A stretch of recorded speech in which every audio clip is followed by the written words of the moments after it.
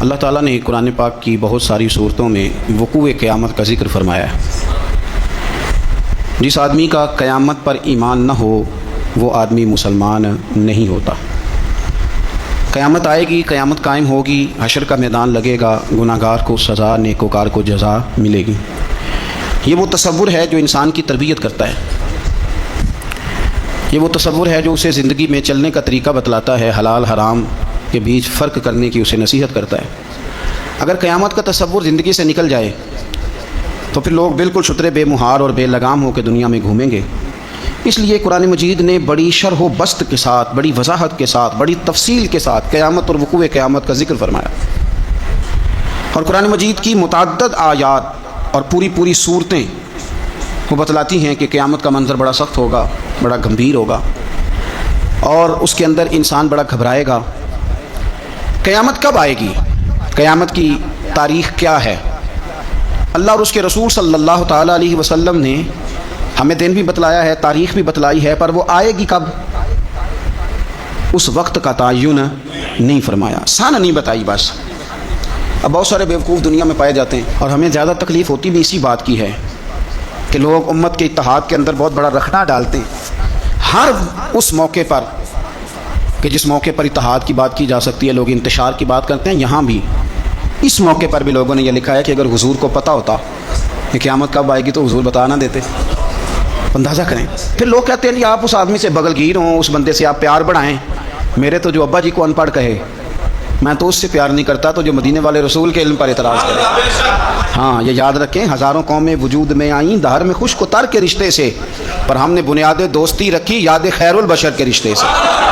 ہم اس کے غلام ہیں جو حضور کا غلام ہے، لیکن اسے ہر مقام پر نبی پاک میں نقص نظر آئے تو پھر دشمن احمد پہ شدت کیجئے، ملحدوں سے کیا مروت کیجئے، اور شرک ٹھہرے جس میں تعظیم حبیب اس برے مذہب پہ لعنت کیجئے۔ یہاں بھی لوگ دیکھیں کہ بات کیا چل رہی ہے قیامت کی، اور آپ کیا تفسیر بیان کر رہے ہیں کہ حضور کو پتہ ہی نہیں تھا۔ یہ انداز آپ نے اختیار کیا ہے۔ قیامت کی علامتیں نبی پاک نے ہمیں بتا دیں، فرمایا کہ جب یہ معاملہ ہو جائے تو سمجھ لو پھر قیامت آنے لگی، سمجھ لو پھر قیامت۔ دیکھیں نا، لوگ کہتے ہیں جی جب آپ کا جسم ٹوٹنے لگے، جب آپ کی طبیعت میں کمزوری آنے لگے، جب آپ محسوس کریں کہ میں ان بیلنس ہو رہا ہوں تو چیک اپ کرا لیں، شوگر تو نہیں ہو گئی۔ یہ اس کی علامتیں۔ جب آپ کے جسم میں تپش بڑھ گئی، آپ کے معدے کا نظام ڈسٹرب ہو گیا، آپ کے ہاتھ پیر جلنے لگے، تو اب آپ نا ٹیسٹ کرائیں کہ آپ کو ہیپاٹائٹس تو نہیں ہو گیا۔ تو کسی بھی چیز کے آنے سے پہلے اس کی کچھ علامتیں ہوتی ہیں۔ تو ہمارے رسول پاک علیہ السلام نے ہمیں کچھ نشانیاں بتا دی قیامت کی، فرمایا ان نشانیوں پر غور کرو، جب یہ چیزیں آئیں پھر تمہیں انتظار کرنا ہے، پھر قیامت آئے گی، پھر تارے جھڑیں گے، چاند ٹوٹے گا، زلزلہ آئے گا۔ قرآن مجید نے کہا سورہ ابراہیم کے اندر کہ یوم تبدل الارض غیر الارض، فرمایا جس دن یہ زمین کسی اور زمین سے بدل دی جائے گی۔ یہ جو تمہارے پاس زمین ہے یہ زمین نہیں رہے گی، بس سماوات اور آسمان بھی بدل دیے جائیں گے۔ اس کو آسان نہ سمجھیں۔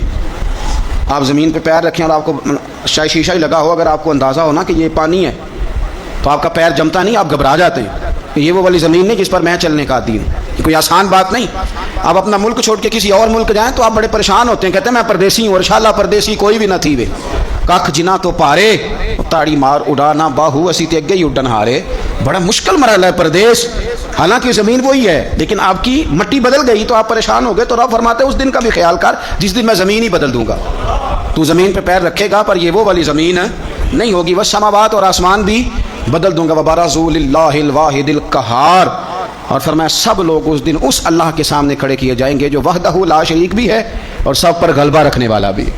اس دن سب اس کے سامنے کھڑے ہوں گے۔ میرے نبی کریم صلی اللہ تعالیٰ علیہ وسلم، نبی پاک علیہ السلام نے دو قسم کی نشانیاں بیان کی۔ ایک علامات کبریٰ ہیں، بڑی بڑی نشانیاں، جیسے دجال آئے گا، یاجوج ماجوج نکلیں گے، حضرت عیسیٰ علیہ السلام آئیں گے، امام مہدی علیہ السلام تشریف لائیں گے۔ یہ بڑی نشانیاں، لیکن اس سے پہلے چھوٹی نشانیاں بھی حضور نے بیان فرمائی، اور فرمایا یہ تو مجموعی طور پر ہوگا نا، ساری دنیا کے لیے دجال آئے گا، تو مجموعی طور پر ہوگا نا کہ ساری دنیا کے لیے امام مہدی آئیں گے، جناب عیسیٰ آئیں گے، یہ تو مجموعی ہے۔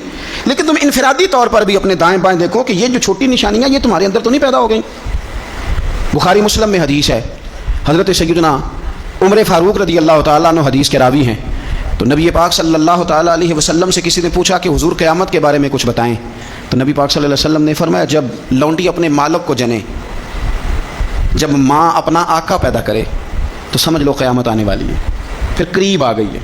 ماں جب اپنا آقا پیدا کرے، مانا کیا کہ جب بچے اتنے نافرمان ہو جائیں کہ ماں پہ حکم چلائے، اولاد ماں کو حکم سنائے، حکم، اماں زیادہ باتیں نہ کیا کر، اماں تو بھی تھوڑا صبر کر، حوصلہ کر۔ جب بچے ماں باپ کو باتیں سنائیں، حکم چلائیں، کیونکہ بیٹا کماتا ہے تو وہ اپنے ابا جی کو کہتا ہے کہ ابا جی اب آپ ٹھہرے، آپ کو نہیں پتا، اب میرے ہاتھ میں سارا کچھ ہے۔ فرمایا جس دن تم یہ دیکھو کہ لونڈی نے آقا جنا ہے، ماں نے بیٹا نہیں پیدا کیا، اپنا سردار پیدا کر بیٹھی ہے، تو پھر تم اس دن یہ نہ کہنا بے سکونی ہو گئی، بدامنی ہو گئی، بلکہ اس دن سمجھ لینا کہ قیامت آنے لگی۔ بچے مسلط کریں، آپ یقین کریں بچے مسلط کرتے ہیں، بچے منوا لیتے ہیں اپنا آپ، بڑے نادان ہیں، اپنی جان پہ ظلم کرتے ہیں۔ اور میں نوجوانوں کو ایک بات عرض کروں، ماں باپ کی بات ماننے کا نام ان کی خدمت نہیں، ان کو خرچہ دینے کا نام خدمت نہیں، بلکہ پتہ ہے رسول کریم علیہ السلام نے کیا فرمایا؟ فرمایا رضا اللہ فی رضا الوالد، تو سمجھ جا کہ تیرا والد راضی کس بات میں ہوتا ہے۔ اگر تو اس بات کو پا گیا، تو اس کی رضا کو اگر پا گیا تو پھر تیرا اللہ بھی راضی ہو گیا۔ تو یہ غور کر کے والد گرامی راضی کس بات، ان کی رضا، ماں کی رضا کی۔ یار تو یار بچوں سے چھوڑے جاتے ابے کے کہنے پر، دو دوست نہیں چھوڑے جاتے، والا ابا کہتے ہیں ان کے ساتھ نہ بیٹھا کر، کہتے ہیں ابا جی یہ تو اچھے بنے، اس کی رضا کو پا جا، اس کی طبیعت کو پرکھ، تو محسوس کر کے یہ راضی کس بات میں ہوتے ہیں۔ تو ماں باپ کی رضا میں راضی ہو جا، تیرا رب بھی تجھ سے راضی ہو جائے گا۔ تو حضور نے فرمایا جب تم دیکھو نا، جب تم دیکھو کہ لونڈی نے آقا جنا ہے، تو پھر تم قیامت کا انتظار کرو۔ اور میرے رسول پاک علیہ السلام نے دوسری علامت بیان کی، یہ بخاری مسلم میں بھی ہے، مشکات کتاب الایمان میں بھی ہے۔ حضور صلی اللہ علیہ وسلم فرمانے لگے جب تم دیکھو کہ ننگے پاؤں، ننگے بدن والے محتاج لوگ، بکریاں چرانے والے، ننگے بدن والے، ننگے پیروں والے، یعنی جن کے پاس پہننے کو کپڑا نہیں تھا، پہننے کو جوتا نہیں تھا، بکریاں چرا کے گزارا کرتے تھے، وہ جب محلات پر فخر کرنے لگے، جو بڑی بڑی کوٹھیوں میں رہنے لگے، تو پھر سمجھ لو قیامت آ گئی ہے۔ رکشہ چلانے والے کا بیٹا جب وزیر بنے اور اسے پوچھا جائے کہ کروڑوں روپیہ کہاں سے آیا، تو وہ کہو میرے تو پرائز بانڈ ہی بڑے نکلے ہیں، میں جو بھی خریدتا تھا نکل آتا تھا، جو بھی خریدتا تھا نکل آتا تھا۔ جب خربوں پتی آدمی سے پوچھا جائے کہ اتنا پیسہ کدھر سے ہے، تو کہ بھینسیں رکھی تھی، وہ بھینسوں سے پرافٹ ہوا ہے۔ ہم اللہ کے فضل پر معاذ اللہ کسی قسم کا کلام نہیں کرتے، لیکن میرے رسول پاک علیہ السلام نے فرمایا کل تک جس کے پاس جوتا نہیں تھا، پہننے کو کپڑا نہیں تھا، جب وہ محلات پر فخر کرنے لگے اور یہ بتانا اس کے لیے مشکل ہو جائے کہ میری کروڑوں اربوں کی جائیداد کہاں سے آئی، قوم کو لوٹ کر جب لوگ بڑے بڑے محلات پر فخر کریں، تو حضور نے فرمایا پر یہ نہ سمجھنا ہماری معیشت خراب ہو گئی، یا پھر انتظار کرنا پھر قیامت آئے گی، پھر تم نے قیامت کا انتظار کرنا ہے، قیامت آئے گی۔ حدیث سنیے نبی کریم صلی اللہ تعالی علیہ وسلم، یہ آپ نے علامتیں محسوس کرنی ہے، یہ بخاری مسلم کی حدیث ہے۔ ایک شخص نے نبی پاک صلی اللہ تعالی علیہ وسلم سے پوچھا کہ یا رسول اللہ صلی اللہ علیہ وسلم مجھے قیامت کے بارے میں کچھ بتائیں۔ حضرت ابو ہریرہ رضی اللہ تعالیٰ عنہ فرماتے ہیں کہ حضور پہلے ہی قیامت کے بارے میں گفتگو کر رہے تھے۔ اس نے پوچھا کہ یا رسول اللہ قیامت آخر آئے گی کب؟ تو اللہ کے حبیب علیہ السلام نے اس کو بھی بتایا، ایک تیسری علامت بیان کی۔ حضور فرمانے لگے جب امانت کو ضائع کیا جائے تو قیامت آ جائے گی۔ اب ذرا وضاحت دیکھیے میرے نبی کریم کی، جب امانت کو ضائع کیا جائے گا تو قیامت آ جائے گی، قیامت آئے گی۔ تو اس نے فوراً عرض کی حضور امانت کب ضائع کی جائے گی، حضور امانت کب ضائع کی جائے گی؟ تو نبی پاک صلی اللہ علیہ وسلم نے فرمایا جب امانت نااہل کے سپرد کر دی جائے، جب کرسی پہ وہ بندہ بٹھا دیا جائے جو اس کا اہل نہیں ہے تو قیامت آئے گی۔ جب کرسی پر نااہل آدمی بیٹھتا ہے، نااہل، تو پھر میرے نبی پاک نے فرمایا پھر قیامت آتی ہے۔ آپ اس کو چھوٹا نہ سمجھیں، ہمیں تو بس اتنا پتہ ہے کہ بندہ میری برادری کا تو میں نے ووٹ دینا ہے، ہمیں تو اتنا پتہ ہے کہ بندہ میری پارٹی کا تو میں نے ووٹ دینا ہے۔ نااہلوں کے سپرد کر دیا سارا کچھ، انہیں خبر ہی نہیں تھی، اس قابل ہی نہیں تھے۔ حضرت ابو ذر غفاری رضی اللہ تعالیٰ عنہ وہ خوبصورت صحابی ہیں کہ جن کے تقوی کی گواہی حضرت عثمان غنی جیسے لوگ دیا کرتے تھے کہ یہ نیک اور پرہیزگار بندہ ہے۔ اتنے شاندار حضرت ابو ذر غفاری، اتنے بڑے آدمی، انہوں نے عرض کیا یا رسول اللہ صلی اللہ علیہ وسلم فلانے صوبے کا گورنر ٹھیک نہیں، تو آپ اس طرح کریں مجھے گورنر بنا دیں اس صوبے کا۔ تو نبی پاک علیہ السلام نے فرمایا ابو ذر تو نیک آدمی ہے، تو نفیس آدمی ہے، تو اچھا آدمی ہے، تو پرہیزگار ہے، لیکن حضور علیہ السلام فرمانے لگے تو گورنری کے قابل نہیں، یہ ایک بہت بڑی امانت ہے، بہت بڑی ذمہ داری ہے، تو اس ذمہ داری کو اٹھانے کی طاقت نہیں رکھتا، اس قابل تو نہیں ہے۔ محبت اور چیز کا نام ہے، قابلیت یہ بھی ہو سکتا ہے کہ کوئی آدمی کسی چیز سے مخلص ہو لیکن اس کی قابلیت نہ رکھتا ہو۔ قابل آدمی کو آپ بٹھائیں گے، مخلص ہونا اور ہے، قابل ہونا۔ ایک آدمی آپ سے بڑا پیار کرتا ہے پر وہ ڈاکٹر نہیں، تو دوائی اس سے لیں گے کہ ڈاکٹر سے لیں گے؟ تو آپ کہیں ڈاکٹر تو میرا واقف ہی نہیں، میں نے تو یہ پیار بڑا کرتا ہے، دوائی اسی سے لینی ہے۔ بھائی محبت اور چیز ہے، قابلیت ہم نااہلوں کے سپرد مانتے کرتے ہیں، یہ مان جانا چاہیے ہمیں۔ مولا رومی نے ایک بڑی خوبصورت بات لکھی ہے، بڑی خوبصورت۔ اور فرماتے ہیں کہ بادشاہ نے باز رکھا ہوا تھا، باز بڑا تنگ تھا بادشاہ سے، تو باز جو ہوتا ہے نا اس کے ناخن بڑے ہوتے ہیں، اس کے پر بھی بڑے ہوتے ہیں، اس لیے کہ اس نے پنجوں کے ساتھ اپنا شکار پکڑنا ہوتا ہے، پروں کے ساتھ پکڑنا ہوتا ہے، تو اس کے ناخن بھی بڑے بڑے تھے، پر بھی بڑے بڑے تھے، پر وہ بادشاہ سے تنگ بڑا تھا کہ یہ جو ہے اس نے مجھے قید کیا ہوا ہے۔ ایک دن پنجرا کھولا تھا تو باز اڑ گیا، ایک بوڑھی اماں کے گھر چلا گیا، بوڑھی نے بڑا پیار کیا، پہلے تو تھپکی دی، پھر چوری کھلائی، پھر بڑی محبت کری، باز اسے بڑا راضی ہوا، اس نے کہا یہ اماں ٹھیک ہے، قید تو نہیں نہ کرتی، چوریاں بھی کھلاتی ہے، پیار بھی بڑا کرتی ہے۔ تو اماں ایک دن کہنے لگی کتنا بیوقوف تھا بادشاہ جس کے پاس تو رہتا تھا، تیرے نہ کبھی ناخن کاٹے نہ تیرے بال کاٹے۔ اس نے اس طرح پکڑا اور پہلے اس کے ناخن اتارے، بڑا چیخا، بڑا چلایا کہ میرا تو کمال ہی میرے ناخنوں میں ہے، انہیں کاٹ ڈالے، پھر اس نے کینچی لی اور اس کے پر کاٹے، کیونکہ دیکھو کتنا برا حال کیا ہوا ہے۔ اب وہ نہ شکار پکڑنے کے قابل رہا نہ اڑنے کے قابل رہا، حالانکہ اماں نے کیا پیار ہی ہے، لیکن وہ پیار کر سکتی تھی، باز رکھ سکتی، اس کو رکھنے کے لیے کچھ صلاحیتیں، کچھ خوبیاں چاہیے۔ بادشاہ ڈھونڈتے ڈھونڈتے اس کے گھر آگے آ کے دیکھا تو اس کا برا حال ہے، اس کے قریب آیا تو وہ باز رونے لگا، تو کہنے لگا مجھے واپس لے چل، تیری قید ہی مجھے اچھی ہے۔ تو اس نے کہا تو یہاں کیوں پڑا؟ کہنے لگا یہ پیار بڑا کرتی تھی، لیکن اسے پیار کرنا آتا ہے پر باز رکھنا نہیں آتا۔ جو باز رکھنے کا انداز ہے وہ اور ہے، پیار کرنے کا رنگ اور ہے۔ ہمارے ہاں لوگ کہتے ہیں بندہ اچھا بڑا ہے، میں کہتا ہوں اچھا ہونا اور بات ہے، اور کسی عہدے کے قابل ہونا اور بات ہے۔ تو جب نااہل کے ذمے کام لگائے جاتے ہیں تو پھر کیا ہوتا ہے؟ پھر قیامت آتی ہے نااہلوں کے ذمے۔ 6 نشانیاں حضور نے اور بیان کی بخاری مسلم میں۔ نبی پاک صلی اللہ تعالیٰ علیہ وسلم نے فرمایا جب علم اٹھا لیا جائے گا اور جہالت کی کثرت ہو جائے گی، اور تیسرا فرمایا جب زنا کاری بہت زیادہ ہونے لگے گی، چوتھے نمبر پہ فرمایا جب شراب عام ہو جائے گی، اور 5ویں نمبر پر فرمایا جب مردوں کی تعداد کم ہو جائے اور عورتوں کی زیادہ ہو جائے، اور 6ٹھے نمبر پہ فرمایا جب تم دیکھو کہ 50 عورتوں کی سرپرستی کرنے والا ایک مرد ہے، ان کی نگہبانی کرنے والا ایک ہے، ایک مرد ہے 50 عورتیں، جب یہ 6 علامتیں آئیں تو سمجھ لو قیامت آنے والی۔ علم اٹھا لیا جائے گا۔ علم کیسے اٹھتا ہے؟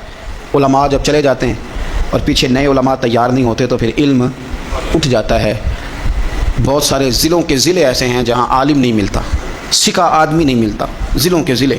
ہمیں شوق ہی نہیں کہ ہمارا بچہ عالم بنے، ہمارا مزاج ہی نہیں، اور علم کی بات ہم سنتے بھی نہیں، نہ ان لوگوں کے قریب بیٹھنا، ان سے کچھ لینا ہمارا مزاج ہوتا ہے، جو علم کے معاملے میں رسوخ رکھتے ہیں، ہمارا مزاج نہیں۔ علم اٹھتا جا رہا ہے۔ آپ یقین کریں کہ فتویٰ لینے کے لیے سکھا آدمی نہیں ملتا، اور ہم اپنے بچوں کو اس فیلڈ میں لانے کو تیار نہیں۔ میرے حضور نے فرمایا جب زنا بڑھنے لگے، کیسے کہوں کہ عالمی اعداد و شمار کہتے ہیں پاکستان میں زنا تیزی سے سستا ہوتا جا رہا ہے، زنا کرنا آسان ہو رہا ہے، شرابیں فخر کے طور پر پی جاتی ہیں۔ وہ کہتے ہیں جی یہ چودھریوں کی شادی ہے، وڈیروں کی شادی ہے، اس پہ شراب نہ آئے تو شادی کیسے آگے بڑھے گی؟ یاد رکھیں ہمارے صوفیاء کہتے ہیں، بزرگ کہتے ہیں کہ شراب پیشاب سے بھی زیادہ پلید چیز کا نام، اس سے بھی زیادہ پلید ہے یہ۔ تو اپنے تصورات کو سمجھیں، جب عام ہو جائے یہ کام، عام، جب جہازوں کے اندر، انٹرنیشنل فلائٹس کے اندر شراب عام ملے، جب آپ کے ملک کے اندر 14 کمپنیاں رجسٹرڈ ہوں جن کو اجازت ملی گئی ہو کہ آپ شراب بنا سکتے ہیں، بیچ سکتے ہیں، تو پھر حضور نے فرمایا قیامت کا انتظار کرنا۔ میرے رسول پاک علیہ السلام نے فرمایا، ابو داؤد شریف کی حدیث ہے، حضرت سلمہ بنت حران ایک صحابی ہیں، وہ فرماتی ہیں کہ نبی پاک صلی اللہ تعالیٰ علیہ وسلم نے فرمایا کہ قیامت کے قریب نا لوگوں کو مسجد کے لیے امام نہیں ملے گا، لوگ ایک دوسرے کو دھکا دیں گے کہ نماز پڑھاؤ نماز پڑھاؤ۔ کہاں ملتے ہیں ائمہ مساجد؟ پہلے تو امام کی تنخواہ اتنی زیادہ ہے کہ کوئی امام لگنے کو تیار ہی نہیں، اور اگر خیر سے کہیں کوئی امام لگ جائے تو پھر یہ کہ اگر 25 نمازی ہیں نا تو 25 کی الگ الگ بولی ہے، الگ الگ رویہ، الگ الگ سوچ ہے۔ امام بیچارے نے 25 کے معیار پہ پورا اترنا ہے، 25 کے معیار، اگر ایک کے معیار پہ بھی پورا نہیں اترا تو وہ کل بھی فارغ ہے اور آج بھی وہ فارغ ہے، چھٹی ہے اس کی۔ 25 بندوں کے معیار پہ آپ نے پورا اترنا ہے۔ ایک کہتا ہے کہ مولوی صاحب صبح فجر کی نماز ہی تو مزیدار ہوتی ہے، تو قرآن شریف زیادہ پڑھا کریں، دل کر رہا ہے سننے کو، کہیں جانا ہے۔ تو دوسرا کہہ رہا ہے حضرت صاحب ڈیوٹی بھی کرنی ہے، مہربانی فرمائیں نماز ذرا چھوٹی پڑھائیں۔ اب اگر اس کی مانے گا تو یہ ناراض ہو جائے گا، اگر اس کی مانے گا تو وہ ناراض ہو جائے گا۔ اور امام صاحب پہ حکم بڑی پابندی سے لوگوں کا چلتا ہے، بڑی میرے سے آ کے مسئلے پوچھتے ہیں، کہتے ہیں جی وہ ہمارا جو امام ہے نا جی وہ گھٹنے نہیں صحیح لگاتا۔ میں نے کہا جب تک میں دیکھ نہیں لیتا اس کے گھٹنے صحیح لگتے ہیں کہ نہیں، میں نے فتویٰ شتویٰ کوئی نہیں دینا، پہلے دیکھ لو۔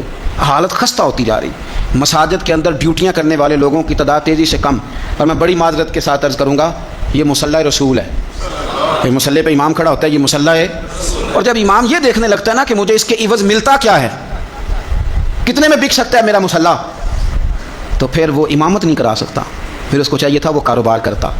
تیرے لیے اتنی تنخواہ بہت زیادہ ہے کہ تجھے مصطفیٰ کا مصلی نصیب ہو گیا. تیرے لیے یہ چھوٹا اعزاز ہے کہ تو وہاں کھڑا ہے جہاں مدینے والے رسول کھڑے ہوا کرتے تھے, اور تو تلاش کرتا پھرتا ہے کہ کہیں 2000 زیادہ ملے تو ادھر چلا جاؤں. تو یہ بھی قباحت ہے جس کی وجہ سے لوگوں کو آئمہ مساجد نصیب نہیں ہوں گے. یہ قیامت کی نشانی میرے رسول پاک صلی اللہ تعالی علیہ وسلم, دیکھیں حضور نے بیان فرمایا, قیامت کی نشانی حضور نے بیان.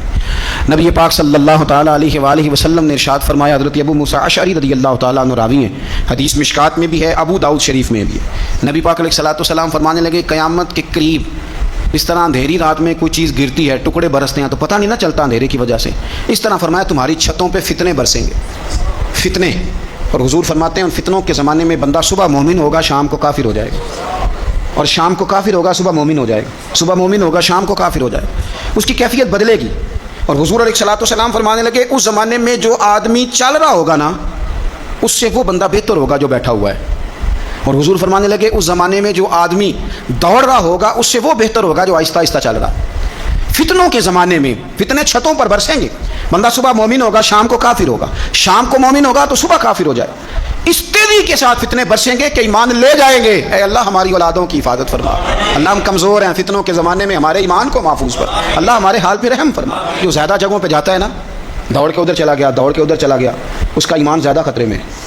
اور جو بیٹھا ہے ایک جگہ جم کے بیٹھا ہے, سکون سے بیٹھا ہے, آج بیماری نہیں لگ گئی, لوگ کہتے ہیں میں نے اس کی بھی تقریر سنی, پھر میں نے اس کی بھی سنی, پھر میں ادھر بھی گیا, الجھ گئے, ختم ہو گئی بات.